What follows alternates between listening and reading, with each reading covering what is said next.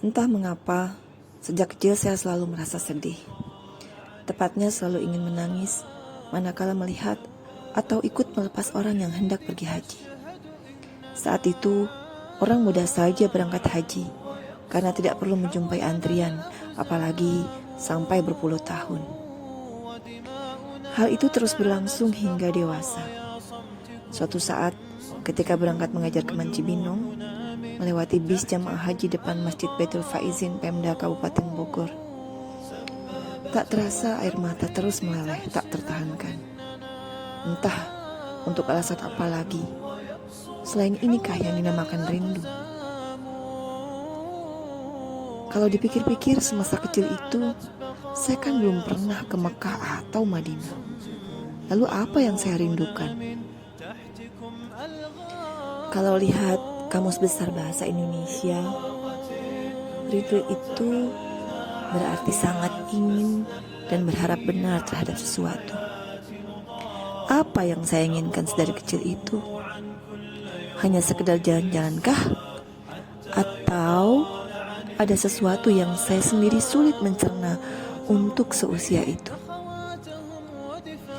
Semakin dewasa, kerinduan semakin memuncak karena adanya kesadaran bahwa tempat itu selain mulia, juga memuliakan. Begitu banyak yang ingin saya tebus demi mendapatkan ketenangan.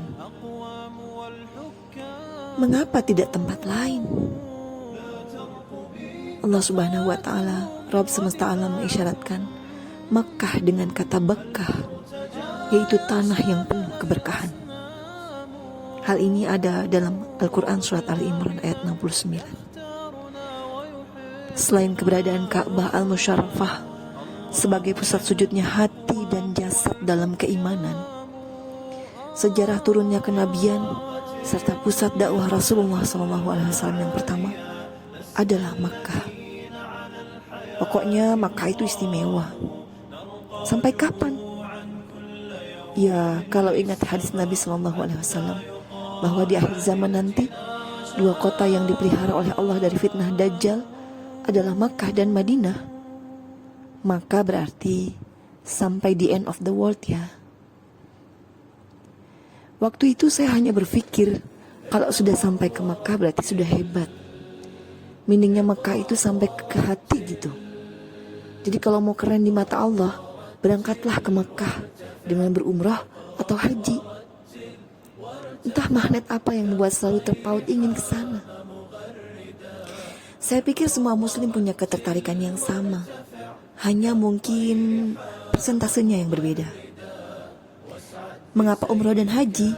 Karena itu yang diajarkan guru kami saat menjelaskan rukun Islam dan ketentuan syariat berhaji jika mampu. Asumsi saya ternyata semakin membuat terperosok lebih dalam.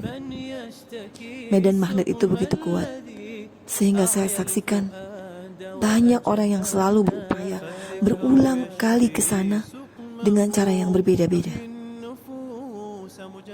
Kali ini tidak hanya sekedar dugaan, tetapi juga dirasakan betapa magnet itu menarik lebih jauh, dengan harapan spiritual yang menjanjikan diri ini menjelma lebih baik lagi. Apa benar demikian? Jadi magnet itu adalah tempatnya atau perilakunya?